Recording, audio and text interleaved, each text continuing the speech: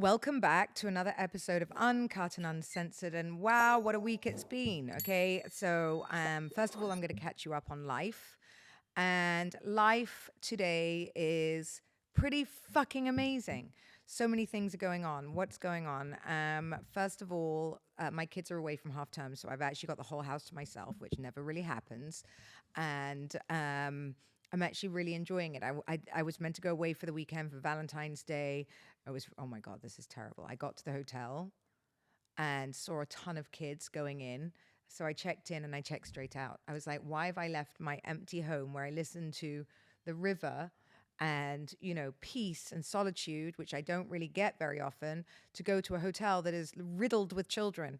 And I love them, but, I also need to download in peace. I don't know about any of you. Like, Sergio doesn't understand or doesn't get, like, sometimes being on your own doesn't mean you're on your own, right? It just means it's so peaceful. You can be at peace with who you are and what you want to do. So those kind of things are just very important to me. So I came straight home an hour later, checked into my own house. I was like, first of all, I have a housekeeper who treats me like this is a hotel, takes the best care of me. And why the fuck am I leaving this to go anywhere else in life? Like, I have it all in this house. And you know what? That is an amazing place to be, because ladies, when I was getting divorced, and a lot of the things that you realize when people ask me, how do you know when a relationship is over, is when you don't want to be in your own home. Like, no matter how beautiful your house is, and I know a lot of women that are in very, very beautiful houses, I call it gilded palaces. Gilded palaces, because you fucking hate those gold walls when you're in them.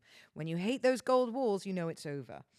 And many, many, many women live like that, okay? And they don't know how to leave. And another thing is, so that made me quite happy. And then another thing is, I wanted to tell you about, obviously I've just done my podcast about my retreats, and that's just so important to me. It's taken me back to Divorced Not Dead, those days when, I changed the name on the podcast to make it more broad for you all. But like, genuinely, I love, helping women, and it's what I do. And, there's nothing that I haven't been through myself or felt like I've been through that I can't, from hindsight, help you all with or want to help you with. From, like, getting divorced after 18 years, being sued for 8 years, marrying a guy 20 years younger than me, losing my money, making my money, rebuilding, starting, doing reality TV, 2 shows, being a reality TV star, then not being a reality TV star, then, being popular, then not being popular, and now I'm popular again for some reason, God knows what. But I'm going through all of these cycles, and it's so much fun. Loving my friends, hating my friends, growth, ghosting people, like, all of these things are very, very real topics in my own life, and something that I deal with all the time, being in the public eye. And growth is uncomfortable for people, especially people around you. And a lot of people won't come on that journey with you. So it's just interesting. And then, thank you for all of you that are watching Coffee with Caroline, because so many of you seem to be enjoying it. And don't forget to subscribe. But it's so funny because I've been so busy. I keep forgetting to do the Justin Baldoni Blake Lively thing. That would just, like, all of you are watching it. First of all, I want to tell you I'm not reporting on it, because all these people keep contacting me from, like, news outlets to discuss it. I'm not Candace Owens. I'm watching Candace Owens. I'm reporting on someone else's, not reporting. I'm having opinions on someone else's reporting of it. So I'm even watching TikTok and all of these things. And all I'm saying, to relate it to all of us in this human bubble that we live in, is, it's very funny. I equate it to this fucking house. Okay. When I moved here and I started building it on Housewives, this is like the smallest, tallest house I've ever had, right? It's also my favorite house, go figure. I still have my big house in the country and UK, which is like, we were all holding on to for whatever reason. And finally, we're letting it go. And my point is, that was my dream home then. That was all I wanted, the giant house with all these things and everything. And, when you get everything you want in life, which these people seem to have had, it's amazing how you can still fuck it up so fucking royally. Like, oh my God, I want to, like, scream at them both and go, it's just ego. It's like a power trip. It's like, looking over someone else's fence. They have everything. They just didn't have the sequel to that movie. or she wasn't the producer or whatever it was. Like, no, you're hired as a fucking actress. Just be the actress and go home and be grateful that you're working. Do you know how many people want to work today? Do you know how many fucking people want to work today? Everybody's looking for a job. I have got friends of mine looking for jobs forever. It's so hard. Like, be proud that you're, you know, in demand actress. Be proud that you have the most beautiful husband that, you know, seems to worship you.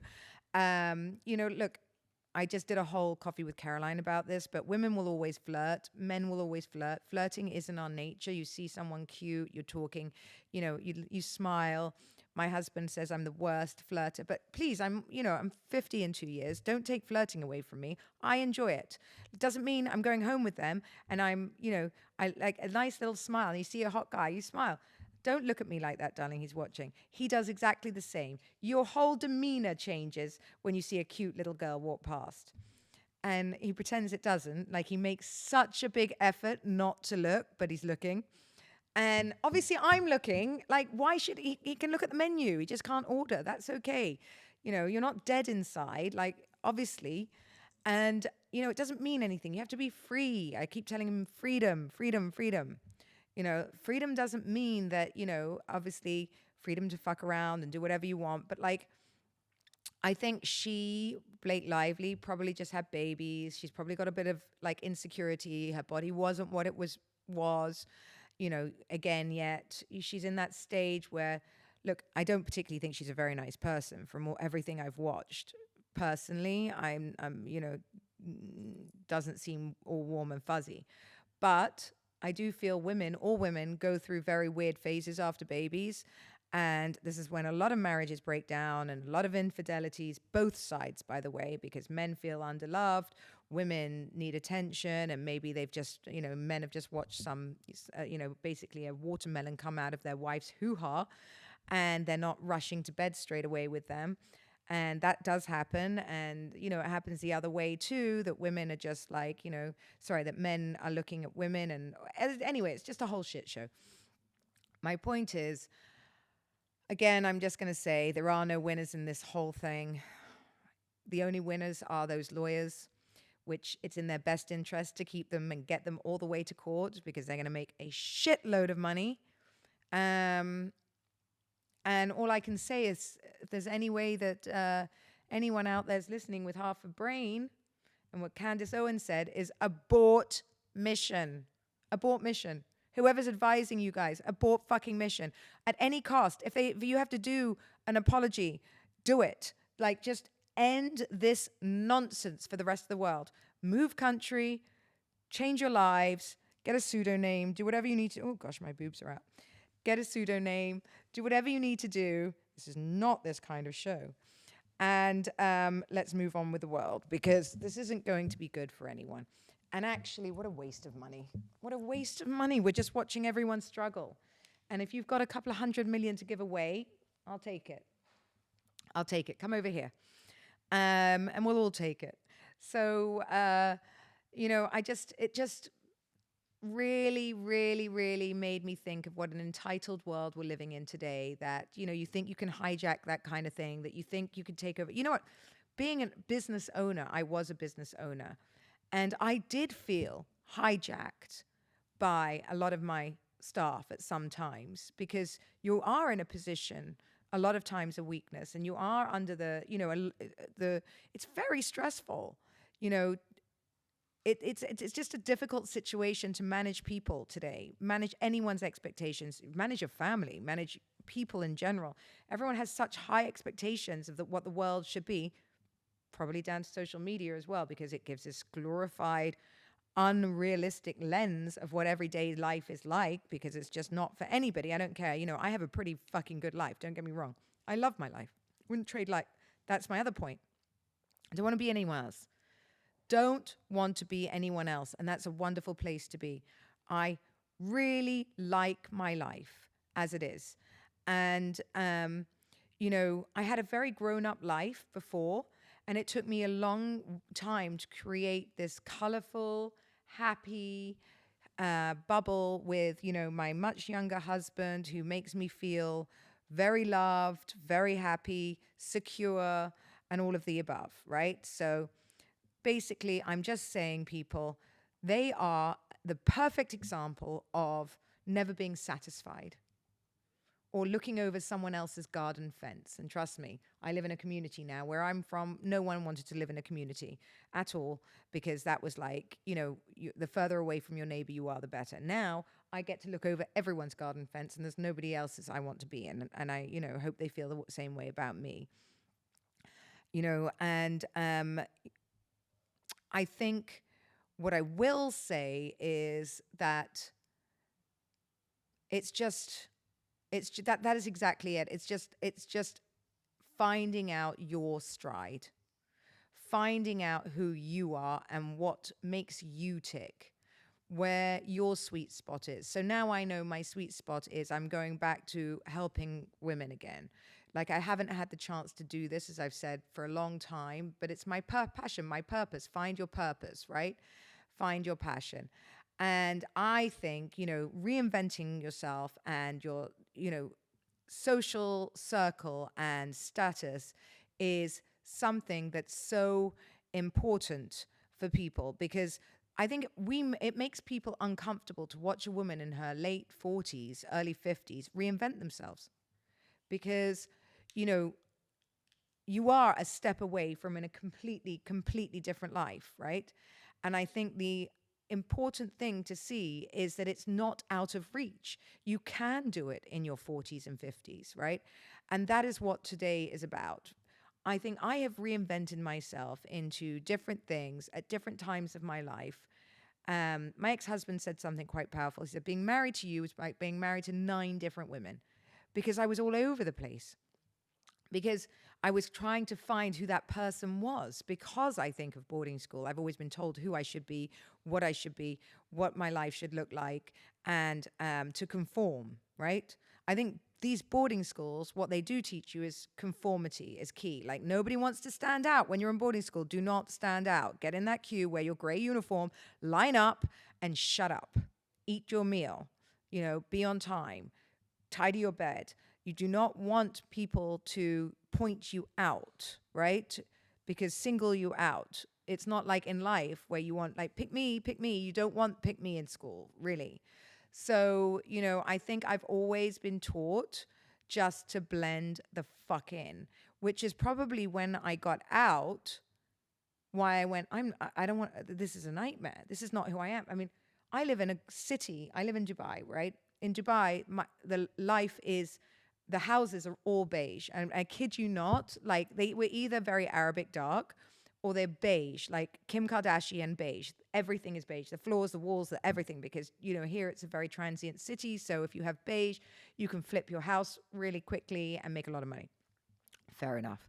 I did the complete fucking opposite. It will be a miracle if I sell this house, because I'd have to find somebody like me, because this house is like my calling card, right? Somebody that really, really likes my style or wants to be me, or I don't know. I don't know what person's buying this house. A smart one. But the funny thing is, now nothing I do blends in. I have a pink golf cart. I have a white Bentley. I have a 20-year younger husband. I have a hairless dog. I have, a swan in my, a turtle. I have like crazy art, crazy floors, crazy art, like crazy everything in my house. Like, you see me coming a mile away. I'll put, the bigger the sunglasses, the better, the louder the clothes. I never wear black. Notice I never wear black. Don't like gray. I don't think I have a black handbag. I have one Chanel backpack.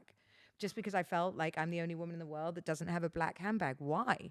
And normally people go, okay, like they only have black or beige bags. I have red. All my Hermes Birkins are red.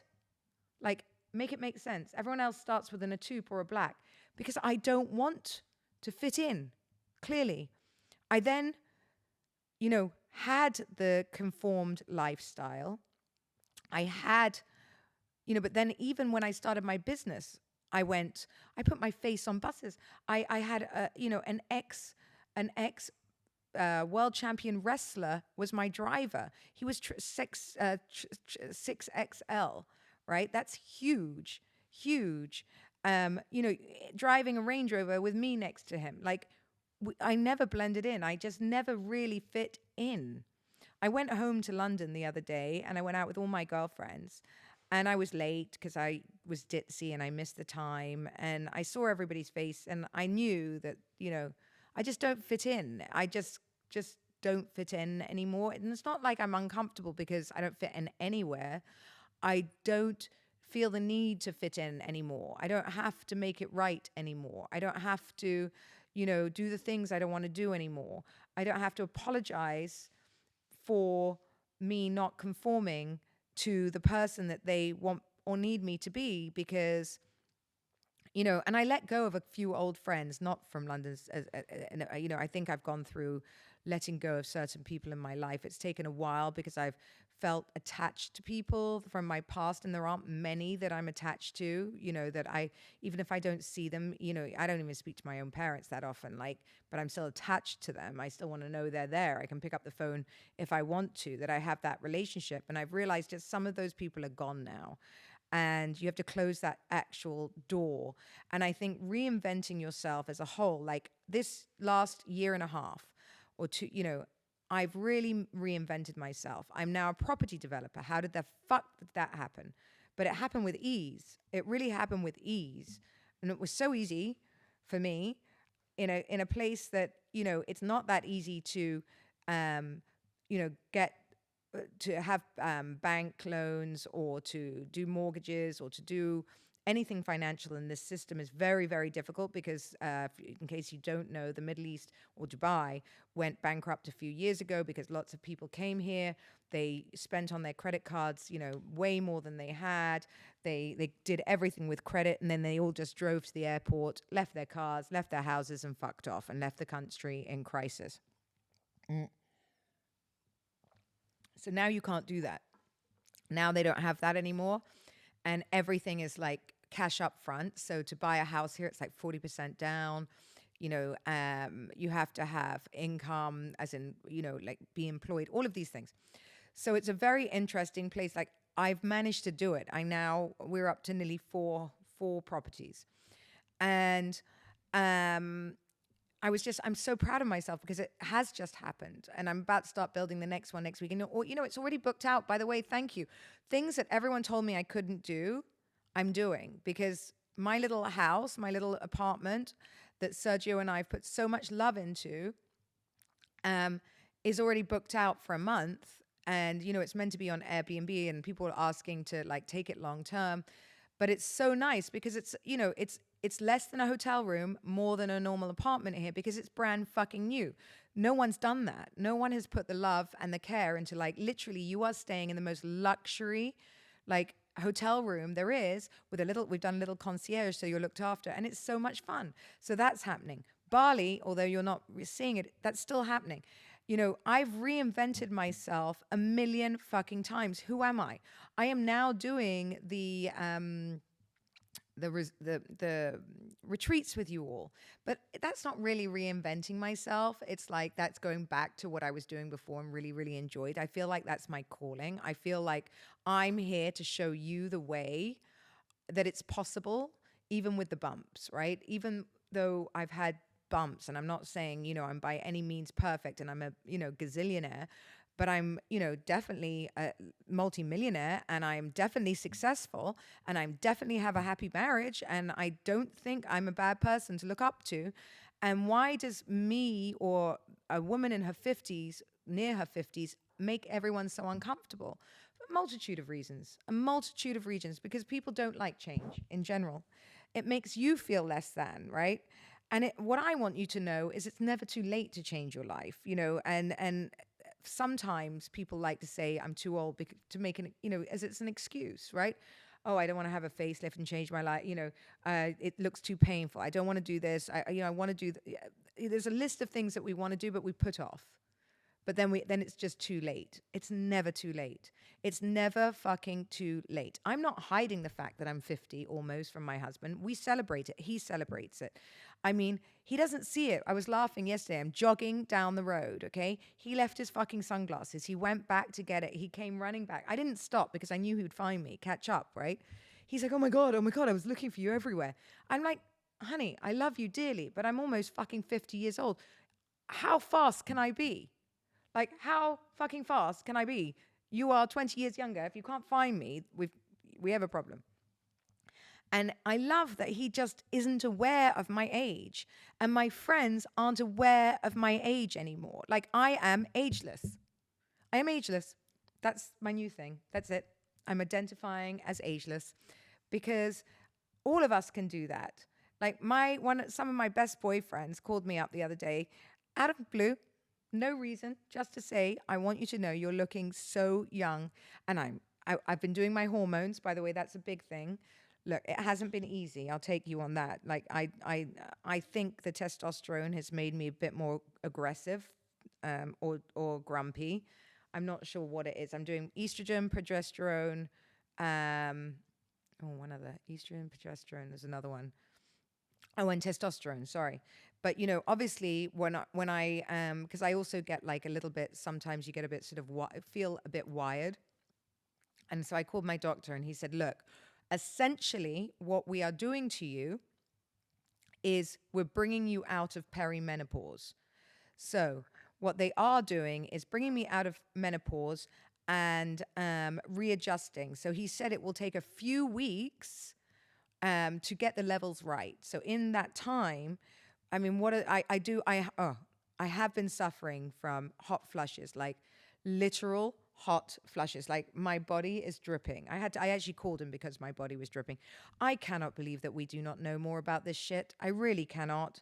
We need to know because it's insanity. Like, this is probably why if women are doing this without help and without knowledge, I can't believe any marriages are lasting. I cannot believe anyone gets through this without help or understanding what's happening to their body.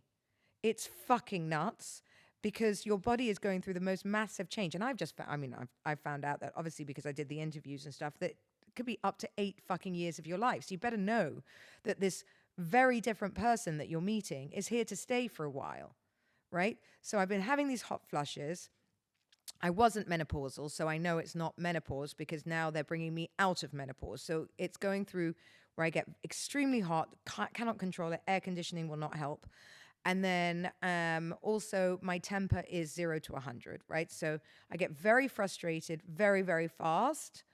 But then, Sergio's over there nodding like anything because he's my punching bag. But then he's really good at it now because he just rides it, as in I don't know, maybe as a secret helpline to the doctor, actually, because he does have a relationship with my hormone doctor. So, which I wish he didn't too, because he worries about every hormone I put in my body. What I'm trying to do is say we're trying to find an equilibrium. But I do have to go back. But there is another thing you can do in your 50s to reverse time and to get the energy levels and the sex back. Because you can, by the way, in any relationship, go into this place where sex isn't a priority. And then I don't know about you guys, but once you don't have it for a while, you don't really need it. Sergio is very different. Obviously, he's very young. So, his sex, his feelings are all over the place, and he's going through a completely different transformation as I am, right? He's 30 this year, and I'm sure there are things going on in his body that I should probably be aware of. But the one thing that does do is it brings the desire back to your life. And so if you're heading to late 40s, early 50s, I would 100% say men and women, by the way, should go in and get checked and get on this because it can reinvent your life. It gives you that teenage feeling again of desire that I think most of us lose at times. Obviously Sergio and I, like, if we're traveling and you're in a new place, you get this sort of wave of like sexual desire and you want to like fuck like rabbits and have fun and do all that again. But normal day-to-day life, that's not every day. Well, when my husband needs it, being a young guy, almost every day or twice a day. So how do I keep that Not that I need to do that. Like, I do feel like I'm not in a stage of my life where I need to have sex twice a day, every day, just to make him happy either. I'm not saying that you need to do that. I'm saying that just that when you do it, that you actually really, really want to do it. And all the hormones and everything and reinventing, like, let's say it's a reinvention of the older woman. I'm in a country where the older woman is not celebrated by any means. Like, it's like Hollywood in a way, right? Everyone here is young. Everyone here is reinventing themselves. Everyone here is coming here to make it, to have the, I would say this is like Hollywood 10 years ago or 20 years ago, where everyone's coming for the Hollywood dream. Everyone's coming for the Dubai dream. You know, you have the Cinderella story, right? So here there's a lot of very, very rich, powerful men, although there are very powerful women here today now. Very. But the perception from everywhere else is that there's rich men everywhere, and that if you do things right here, you'll never have to work a day in your life again. And so that's why these women come in and they're so young and they're so vibrant and whatever, and they're all dressed in God knows what, presenting themselves as the women they think these men want them to be. Then there's another side to Dubai of a load of women my age. And the great thing is, because I've been here 10 years, I've grown up with the powerful boys here. The powerful boys are my friends. They know me and they respect me. So it's a different relationship. They own all the clubs, the restaurants, the this, the that. So I get invited everywhere. They want me there for a very different reason. I'm not filling the tables with young girls, but I'm filling the tables with the right people. And the one thing I did, reinventing myself as well, was instead of chasing the party, instead of chasing the event, instead of chasing the next thing here, I now choose my crowd. Like, I've chosen my crowd. Some people have stayed, some people haven't. That's okay. My crowd is movers and shakers, right? And I love it. Like, I hope, and a lot of times I'm the least successful on that table. And I put those tables together because I'm inspired every day by them. And the nice thing is, those people say they're inspired by me too. They listen to the podcast, or they enjoy, just my day to day, or the way I live life, the joy I bring, not because of the money, not because of the wealth. They enjoy what I embody. And I enjoy looking at them thinking, maybe I could have that house one day. Or, Sergio and I walked around Barari the other day, and we had a bigger house than this last time, but we walked around and we saw one of our old house, and we was like, oh, maybe one day we'll go back there. And then I thought to myself, well, maybe I wouldn't, because I would just go and buy another house in another country, because this house is enough for me and Sergio. But I love to push ourselves. That with him, he does make me go, okay, but we'll do this. He never wants me to just get comfortable, to sit still. Like, it's not that we're looking desperately to have more. We're looking to inspire each other. So when I go to my friend's house, like my interior designer, Kate, okay? Kate and I have worked for years and years and years together. She's created all my beautiful homes with me. And I went to her house the other day, and it is spectacular. It's nothing like this. It's French. It's very plain, not plain, but like chic in a very different way. Not loud, not fun. Picture perfect. Then I could see myself there, and I was like, oh, that's a different Caroline. Oh, I would love that too. But I'm so happy for her. Like, she creates beautiful things for beautiful people all the time. I have very powerful girlfriends. The girl that created Barari is a good friend. Like, my God, I look at that woman for inspiration every day, because I'm like, she's powerful, she's together, she's family, she's happy, and she's, a little bit woo-woo.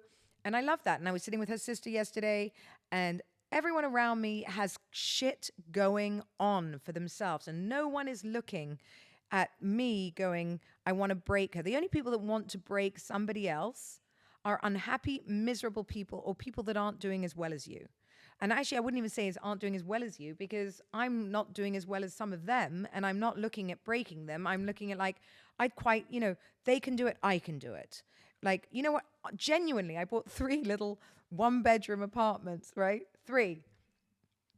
And now I'm feeling like I'm a developer. Isn't that amazing? And I have friends of mine who own giant buildings, and I don't feel any different from them, because I'm genuinely comfortable. I mean, it's hilarious. Obviously, I know I'm not. Don't tell me I'm delusional. I'm not. But in my head, I am. Fuck it, I'm doing it. Who knows? I won't own that tower in another year or 2.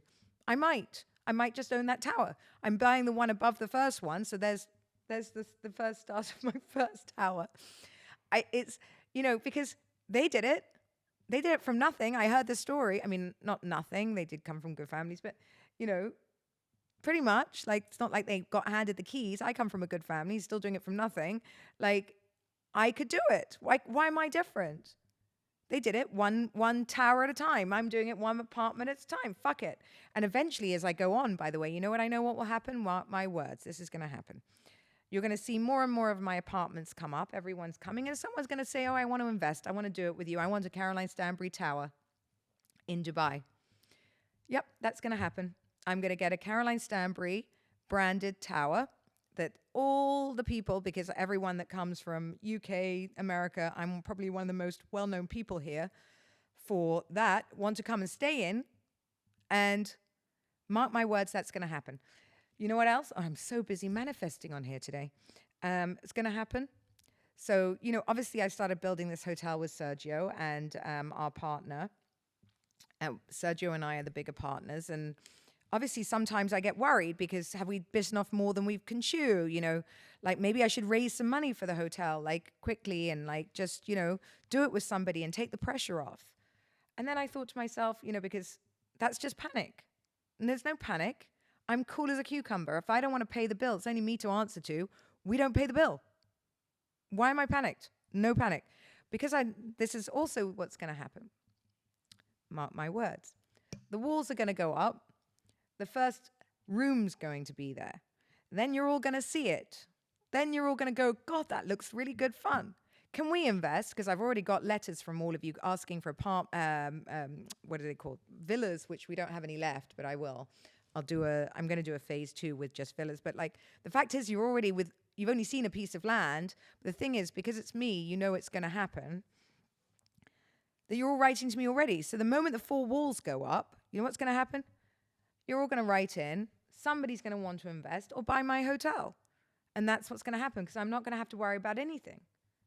And there, all my panic, anxiety, and worry has already gone because I know what's going to happen. I already see it.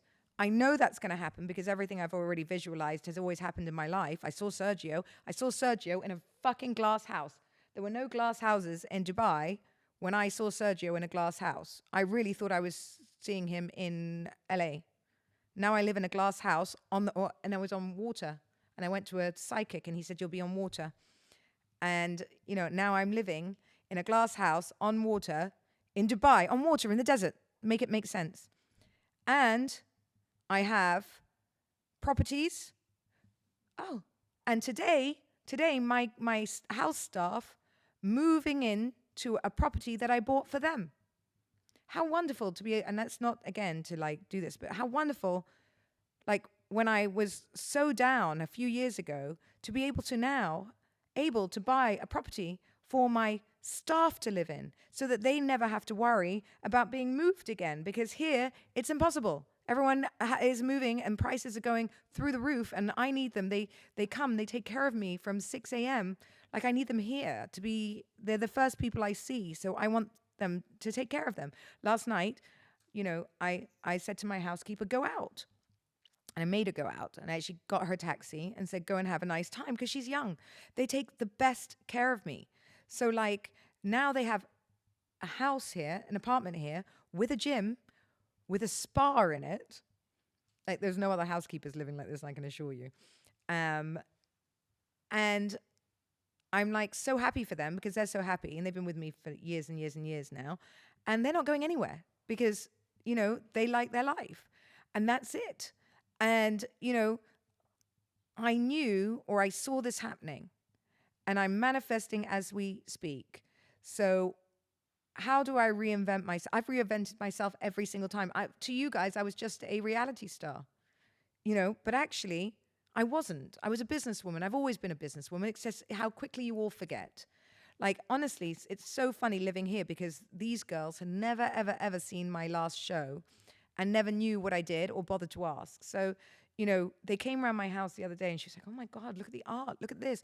Look at that. Like everything is curated and collected. And I'm like, guys, I'm 48 years old. Like I've worked. I'm like so surprised that it doesn't even because they're just here it's just like, oh, you can't be something without being somebody's wife or a woman that's just been kept, which is actually wrong, because all the women that are very around me today, if you look really closely at who my friends are, they'll tell you who I am. They are powerful women. Some of the most powerful women I know also have very, very rich husbands, but they work. Boy, do they work. And I'm so proud of them. And they don't rely on them for those reasons, so many reasons, because Dubai teaches you life is transient. Dubai teaches you your husband can get up and leave you at any stage, and that is not the way to make your money, and it's not also guaranteed, right? So every woman here has taken that time to what it has given her by being with a powerful man is, maybe the lack of anxiety that a normal person has, which is starting a business, or the lack of, or saying, I can take a chance because if it does go wrong, I've got him by my side. I do realize that for the average Joe living somewhere else or with a single parent, that's a very, very tough decision to reinvent yourself and to make uncomfortable decisions. But the great thing about making uncomfortable decisions in your 50s is that most of your children have left the nest. Now it's down to you again. And if you don't do it now, and by the way, when you look at women, look at what she called Christy Brinkley. Google some amazing 50-plus women in Hollywood now, today. You don't look 50, 60 anymore. You have a whole lifetime ahead of you. People aren't looking their age. They aren't feeling their age. The hormones are changing them. The facelifts are changing them. The energy is changing them. The environment's changing them. Like, most people were retired at 50. I'm 2 years away from 50. I'm just starting now. Why the fuck would I retire? Like, what would that look like? Ew. No, don't retire. Find something that drives you, really drives you, and get up and do it. And that's the only thing I can tell you about reinventing yourself in your 50s. Don't worry about what anyone else thinks, because they won't be there necessarily. Don't worry about how they're looking at you. Social media, a girlfriend of mine is a little bit younger than me, but she's late 40s. She just started her social media and decided she wanted to become an influencer. She said no one supported her except me. No one. She said no one has thought looked at me like, they're like, what are you doing? Clever her. You want to do it? Do it. Why shouldn't she? She's gorgeous, got a beautiful family. Stylish. Like, I'm definitely watching her going, oh, I like that outfit. And, what are the shoes she's bought, or how, what's that recipe she's cooking? And like, I look at it and admire it. I started following a whole load of women on Instagram in their 50s, because I'm like, I don't even know why I'm following them. I'm following some woman in Germany who got divorced with 3 kids, who's like, she's speaking in German. I don't even understand her, but I'm following her because I like her outfits. I like her energy. She kind of reminds me of me. I wish I could understand what she's saying. I can't. But I'm following her religiously. I like everything because I'm like, good for you. She did something about when she got divorced. She didn't get any money. She had 3 kids, no job, no nothing. And now she's carrying Birkins every day, different ones, in all designer clothes, skipping around town with beautiful blonde hair, going, this is what 50-something looks like. Good for you, girl, because I'm sure she probably had a few raised eyebrows with like, the woman's gone nuts, like she's having some sort of mental breakdown. No, she's not. She's having an awakening. So I hope whoever's not having an awakening signs up to my retreat, because I'm going to kick you into the awakening. I will do, by the way, if some of you are struggling with the payment, you can do 2 halves. I will send that out. But if you need this kind of kick, this is what this retreat is all about. Get your pants, pack your bags, and come to Phoenix and join us. I can't wait to meet you all. This has been amazing. Love you. And thank you for listening to another rant from Caroline. Don't forget to subscribe. For God's sake, subscribe. And I'll see you next week. Thank you for listening to Uncut and Uncensored.